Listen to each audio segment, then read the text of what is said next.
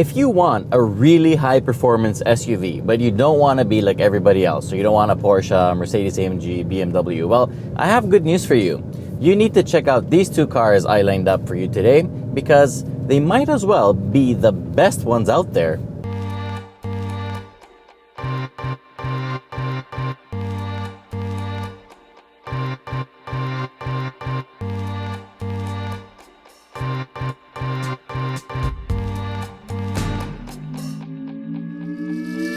This is the 2019 Alfa Romeo Stelvio Quadrifoglio, and it costs 95,000 Canadian dollars. As a matter of fact, as tested, it's 112,000 Canadian dollars because on the options list, someone ticked the $4,000 carbon fiber Sparco seats and the $8,000 carbon ceramic brakes. If you ask me though, this is the perfect way to get one. Under the really beautiful hood and behind the trademark triangular grille, you get a closed deck design all aluminum 2.9 liter twin turbo V6 that carries tons of Scuderia Ferrari heritage and makes 505 horsepower and 443 pound-feet of torque. Ladies and gents, this is the 2019 Jaguar F-Pace SVR. Unlike the Alfa, this one has a 5.0 liter V8 supercharged engine under the hood. Just listen to that exhaust.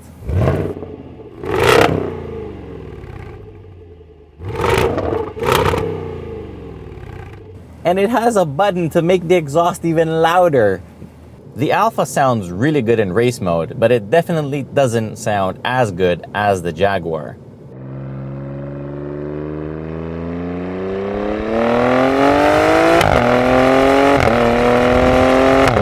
The Jag just roars day and night. The popular performance JLR forced induction engine makes 550 horsepower for the occasion and 502 pound-feet of torque and made it a really quick 8-speed ZF automatic. It can hit 100 kilometers an hour in a claimed 4.3 seconds, although we tested 4.7. And after that, it'll go on to its top speed of 283 freaking kilometers an hour. Those numbers might not be breaking any world records. I mean, performance SUVs are not rare nowadays. But you know what? Together with the explosive soundtrack from the exhaust and the perfect driving position, because really this thing is perfection, this SUV is seriously one of the most fun and exciting SUVs to drive. At this point, I know that most of you are thinking that, oh, yeah, let's see how far you get with either one of those cars. They're probably going to break down the first 100 yards. Well, yeah, but you know what? People that have the money to buy these cars, they don't care about reliability. It's us poor bastards that we dream buying these cars used once they depreciate. Then we care about reliability because we have to pay for all the repairs, and for us it hurts. But for the original owners, they don't give a damn. So if you're in the market for one of these cars, they're fine. Time to introduce our sponsor for the day. Vinyl Mod is a company that will make your badges on your cars, and more actually, look so good. To see all the amazing products they make, go to vinylmod.com and use promo code MPSummer20 to get your own discount because we look after you. Now, where were we? Being an Alfa Romeo, it is mated to a really quick ZF-sourced 8-speed automatic gearbox with fixed position column-mounted shifters, and it can hit 100 kilometers an hour in a claimed 3.9 seconds. With the AC on, no preparation whatsoever on a dirty street, we did 4.4 quite easily. I hope you find those numbers impressive, because they should be, because this thing did the Nürburgring in 7 minutes 51 seconds point something. And at that time, it was the SUV production record. So there you have it.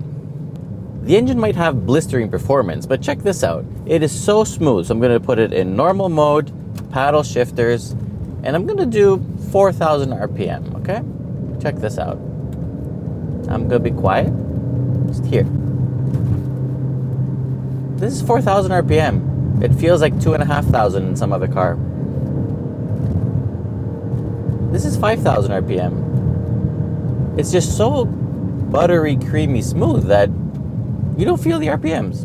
Unless you put it in race mode, then it gets quite loud and exciting.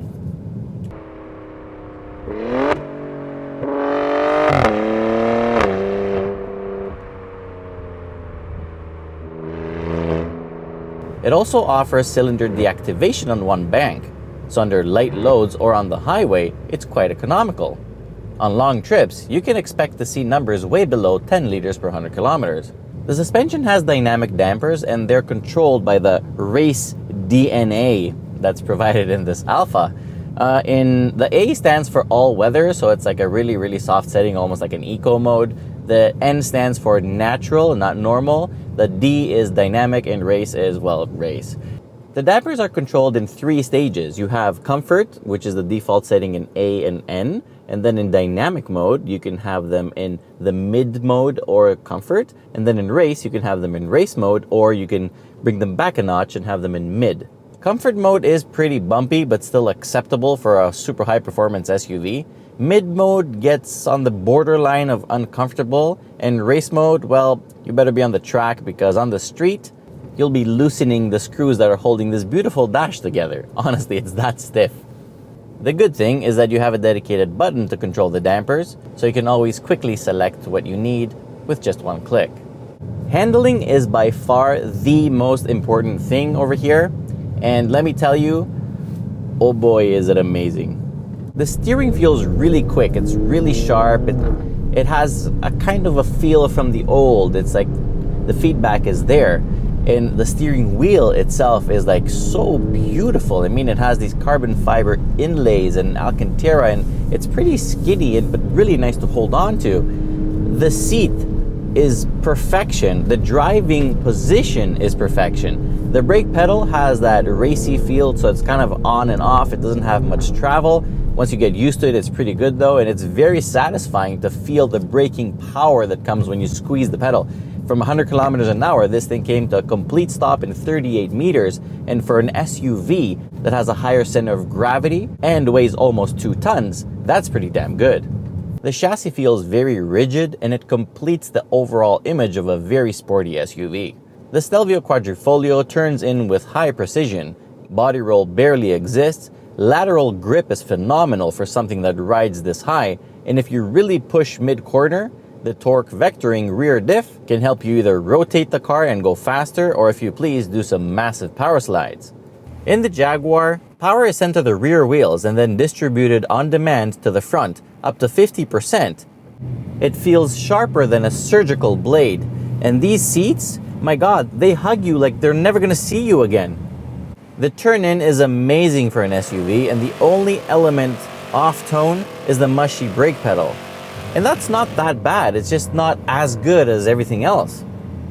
The handling in this thing is really fun. The front springs are 30% stiffer than the regular F-Pace, and the rear, it's 10%, which means that this thing will kind of power slide easier, which means, what else? More fun. The dynamic adaptive dampers in comfort mode are pretty stiff. If it was like 10% harder than this, I'd say it's pretty uncomfortable. But for the performance levels this thing offers and the handling, I forgive it any day. In dynamic mode, it's supposed to get even harder, but to be honest with you, it's so stiff from the get-go that I hardly notice a difference. The brake pedal might not be the best in the world, but the brakes do bring this 2-ton monster to a stop from 100 kilometers an hour in just 40 meters, which is quite an achievement for the weight. The difference in handling between the Alfa and the Jaguar is that when you really push it at the limit, the Alfa just feels a little bit more technical, a little bit more precise, whereas the Jaguar just feels like a raised up muscle car. When you eventually get tired of all the hooning and you ease down, the Jaguar definitely rides better in its comfort setting, whereas the Alfa always reminds you of its racing heritage. The Quadrifoglio gets stitched leather all around, lots of Alcantara, lots and lots of carbon fiber, and it really feels kind of special behind the wheel. I would almost say it feels exotic. The materials used are mostly high grade, and it feels impressively well put together for an Alfa. Roominess is great too for a family. These carbon fiber Sparco seats might be exotic, but you know what? They're very slim and they benefit rear legroom. So passengers in the back will be very comfortable in this car. And I am so comfortable in this. Actually, this is Alfa Romeo. And it's very comfortable, and it has lucky clothes. Yeah, and it started winning, and then They never lost again. Yeah. The trunk is a very good 525 liters, and it has the Jeep-inspired rails, so you can tie down your groceries as you're taking corners at 1G. Technology is just enough. You get a decent infotainment system and basic driving assistance. The rear view camera is just okay, but in a car like this, you don't need much more than what you get. The SVR also gets some visual treatments. Unlike the Alfa, the materials are mostly high grade, the design is very nice, fit and finish feels solid, the carbon fiber inlays make it look a bit exotic, and the seats look and feel wonderful. Roominess is great for a family. Front and rear passengers will get very comfortable, and the trunk is a very good 650 liters, so practicality is as good as it gets here. Technology has also been upgraded for 2019. You now get a very nice looking digital instrument cluster. It's customizable and the graphics look very sharp. There's no lag, it's really good. And the main infotainment system is now also a little bit quicker than it was before. So now I like it. The Meridian sound system, however, is good, but not as good as in the Range Rover Sport. In the Alfa, you get a Harman Kardon sound system that actually sounds pretty good. So between the two, I'd go with the Harman Kardon. You also get a panorama sunroof that allows soft light to shine inside this beautiful interior. But you get a very similar roof in the Alfa. Comparing the interiors, I have to say that the Alfa feels a little bit more exotic, whereas the Jag feels a little bit more luxurious. The Stelvio Quadrifoglio, being an Alfa Romeo, still kind of enjoys the novelty of being new in North America and a rare sight. So being behind the wheel of one, it makes you feel a bit more special than everybody else. And especially the way this looks, it kind of feels like an exotic special SUV. And once you factor in the price, it kind of feels like it's a bargain on top of everything. Before my overall rating, I have to tell you that there are three little things that kind of annoy me in this Alfa. The first is, for a car that goes really, really quickly, anything you want to do in the infotainment system, the car has to be stopped. Second is, the mirrors make significant wind noise on the highway. So for something, again, that's supposed to go really fast, a little bit more of an aerodynamic design for the mirror would be nice. And last but not least, the wheel gap. The profile of this car looks really cool until you notice the wheel gap. May I add one more? The exhaust sounds really good in race mode, but in every other mode, it's too quiet. So if we had a button for the exhaust to be loud all the time, that would be perfection. Now back to dynamic mode, loud exhaust, sport. Open the windows a little bit and let's make some noise!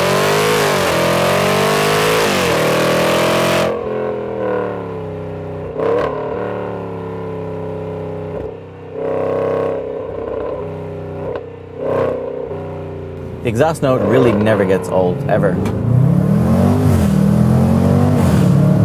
The only thing I've heard fart louder than this is Steve. This thing is really so much fun to drive, and the exhaust note never gets old. The way it feels from behind the wheel is just so good.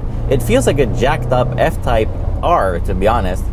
If I have to be a little bit mean on the car, I'd say that yes, the sound system doesn't sound that good, and the heads-up display looks like from 10 years ago. It's like really crappy. But the one thing I have to say that I don't like is when you put it in comfort mode and you're driving regularly as a regular human being, then when you decide to go on the throttle, it's a little bit lethargic. It's kind of like not very quick to respond to your throttle inputs. But you know what? You can solve that very easily by just keeping it in sport mode. So picking a winner is not an easy task here. Both cars are fantastic and they're both real bargains for what they deliver. The Alfa is a little bit more special. It feels a bit more exotic because of its rarity. The Jag is definitely more fun because it makes crazy noises all the time. The interiors are both really good to look at. They're very nice places to be in. I guess at the end of the day, the Alfa edges out the Jaguar just because it's a little bit more Italiano and exotic. And it's funny how we're calling SUVs exotic. That just shows you the wave of the market these days.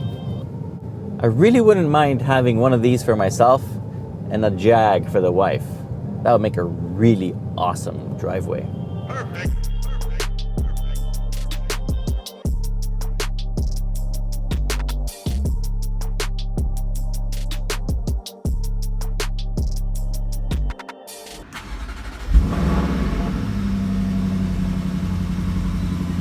yeah.